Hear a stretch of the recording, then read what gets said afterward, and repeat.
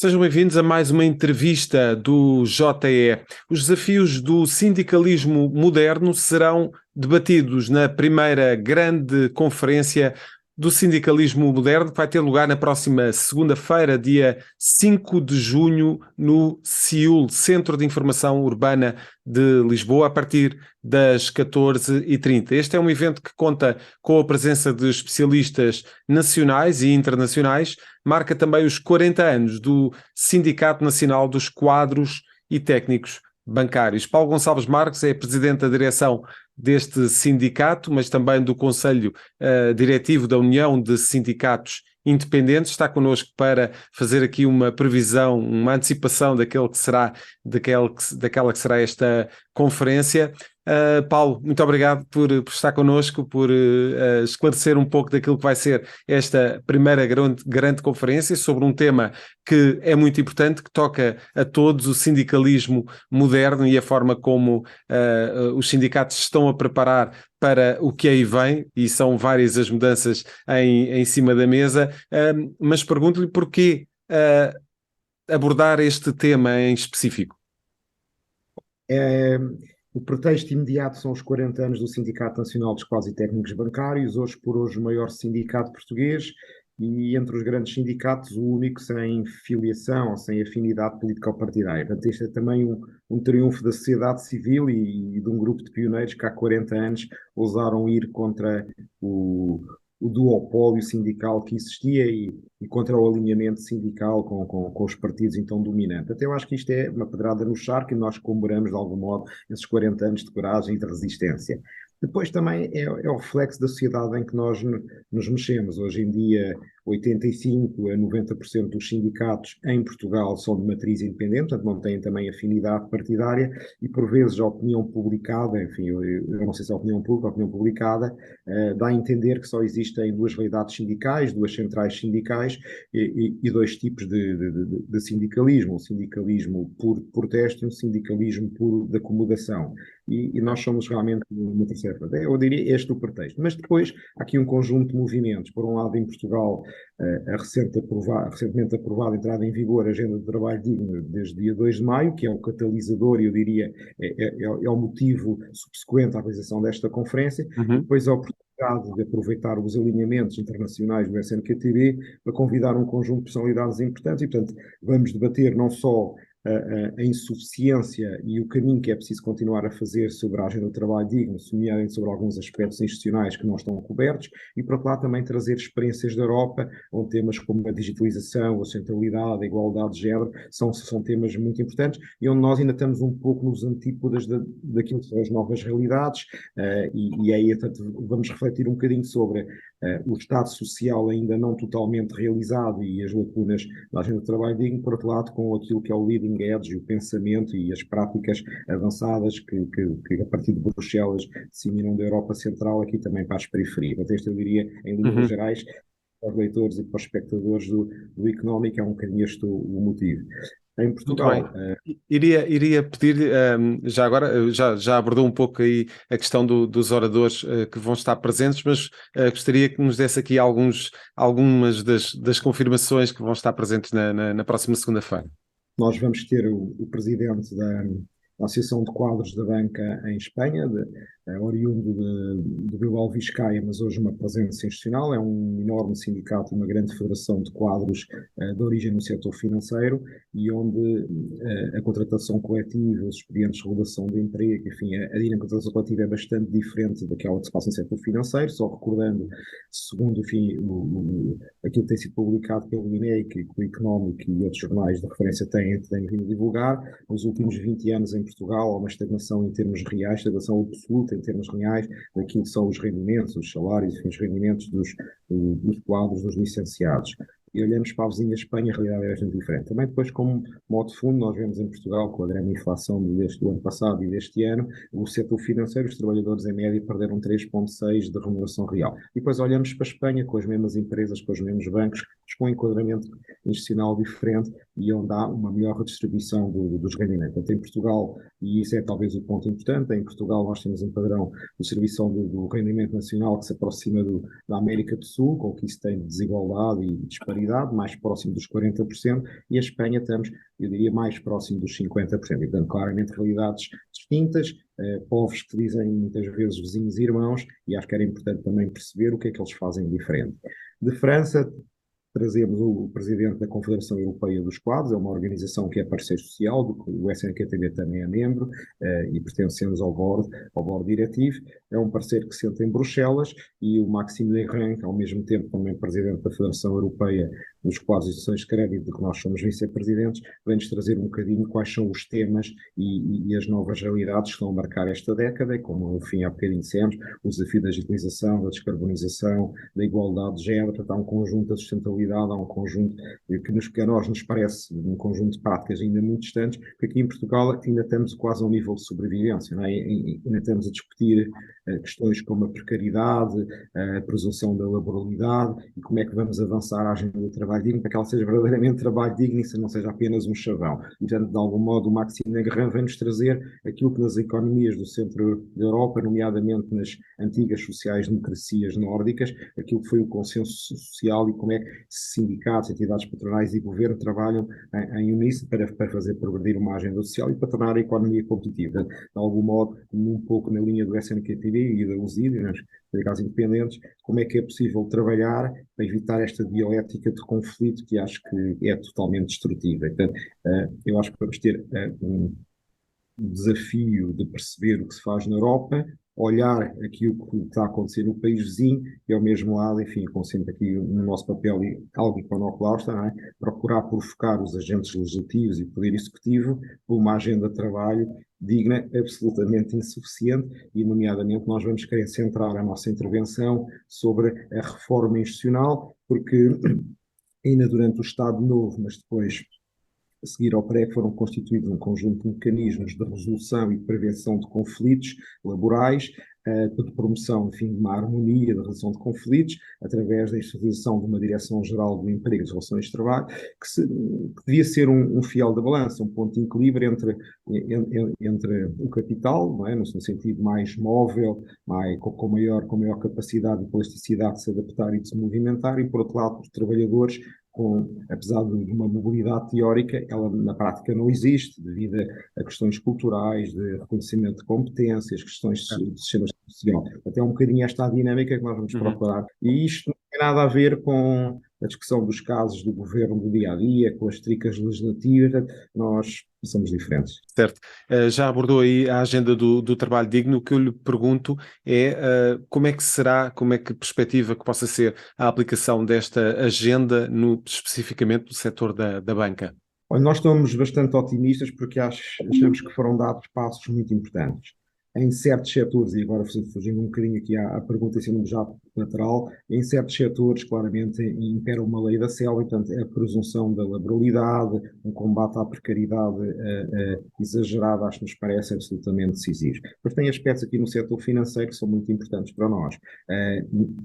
Neste processo em que os centros de decisão vão passando para outras cidades europeias, que não Lisboa ou Porto, é importante perceber-se que as multinacionais mandam fazer, por exemplo, cortes de custos ao longo da Europa, e depois nas margens, nas periferias, tipicamente estes cortes de custos são mais que proporcionais, ou seja, quando um grande banco europeu faz uma estruturação, isto é, um despedimento massivo lá de milhares de trabalhadores, a cota portuguesa normalmente é 3, 4 vezes superior àquilo que seria a cota normal num processo. Portanto, claramente há menos capacidade nas periferias de fazer face a estes movimentos. E, portanto, acho que também é importante introduzir aqui alguma dificuldade na contratação, na sequência de um despedimento coletivo. Portanto, acho que há aqui aspectos muito positivos e muito civilizacionais, e é talvez o principal aspecto.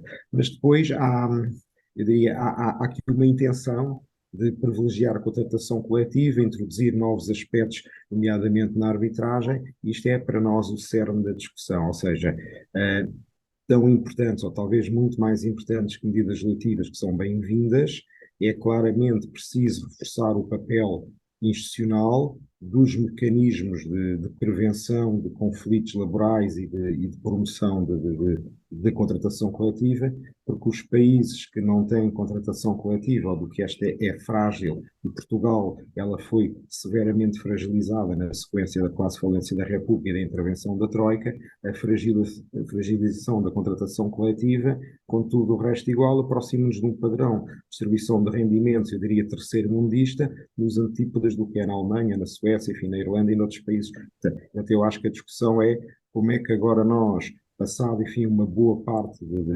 resolvendo alguns dos temas legislativos, portanto, a falta de regulamentação sobre teletrabalho, presunção de laboralidade nas plataformas, dificuldade ou introduzir mais dificuldade na renovação sucessiva de contratos a prazo, que não são mais, por vezes, uma forma camuflada de introduzir precariedade e baixar a capacidade dos trabalhadores de se especializarem, ganhar competências, terem maiores rendimentos. Como é que agora nós vamos usar os mecanismos já existentes, nomeadamente a Direção-Geral de Emprego e Relações de Trabalho, para torná-la verdadeiramente a desempenhar o papel, porque isto é uma tragédia portuguesa. A tragédia portuguesa, as empresas denunciam de forma massivamente os contratos coletivos, quando não há acordo, parece que só a alternativa é fazer uma greve e claramente há um contexto institucional que devia ser privilegiado. E, portanto, a Direção-Geral do Emprego devia ter uma capacidade, um magistério de influência, uma dignidade, uma gravitas, como se dizia antigamente,